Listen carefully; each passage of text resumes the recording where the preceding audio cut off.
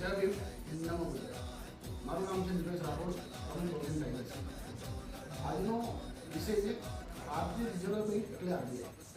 આજે છે 1 એપ્રિલ 2024. ભારતીય રિઝર્વ બેંકની સ્થાપના કરવામાં આવી હતી 1 એપ્રિલ 1935ના દિવસે. પરંતુ ભારતના અસંખ્ય એવા લોકો છે જેને માહિતી નથી કે ભારતીય રિઝર્વ બેંકની સ્થાપના કેવી રીતે થઈ અને શેના આધાર ઉપર. તો આજે વિડીયોના માધ્યમથી જણાવું છું કે ભારતીય રિઝર્વ બેંક એટલે આરબીઆઈની સ્થાપના 1 એપ્રિલ 1935ના રોજ એક પુસ્તકના આધાર પર કરવામાં આવી હતી. પુસ્તકના વિચારોને આધાર પર કરવામાં આવી હતી. પુસ્તકનું નામ છે the problem of origin, its origin and solution. આ પુસ્તક 1923ની અંદર ડૉક્ટર બાબા સાહેબ આંબેડકર દ્વારા લખવામાં આવ્યું હતું. આ પુસ્તકની અંદર ભારત રત્ન ડૉક્ટર બાબા સાહેબ આંબેડકર દ્વારા ભારતના ચલણ વિશે અસંખ્ય એવા મુદ્દાઓ રજૂ કરવામાં આવ્યા હતા.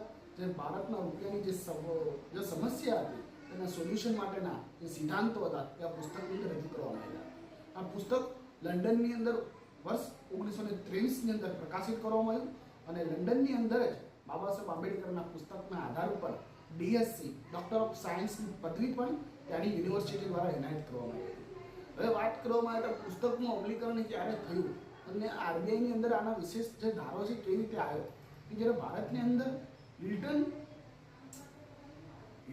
યંગ કમિશન જ્યારે 1924ની અંદર ભારતની અંદર આવ્યું, બરાબર, તે કમિશન બાબા સાહેબ આંબેડકરને મળ્યું અને આ પુસ્તકનું જે વિચાર વિમર્શ લીધા, પુસ્તકના મુદ્દાઓ લીધા, તેના આધાર ઉપર 1935ની અંદર આ દેશની સૌપ્રથમ બેંક એટલે ભારતીય રિઝર્વ બેંકની સ્થાપના કરવામાં આવી. આજે સમાજના લોકો, આજે આ દેશના લોકો એવું કહે છે કે બાબા સાહેબ આંબેડકરે દેશને સંવિધાન સિવાય આપ્યું છે શું?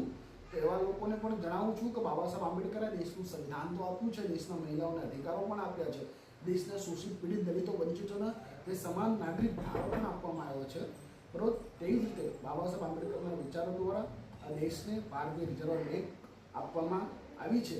આ પુસ્તકની અંદર, આ વિચારની અંદર આ જે ભારતના રૂપિયાની હાલની જે સમસ્યા છે તે એ સમયની અંદર વર્ષ 1923ની અંદર બાબા સાહેબ આંબેડકરે આ રૂપિયાની જે સમસ્યા હતી તે દર્શાવી આપવામાં આવેલી છે.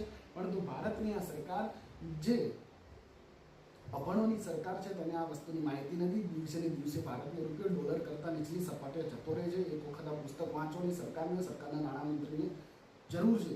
એટલું કહેતા જય ભીમ, નમો બુદ્ધાય, જય શ્રી રામ.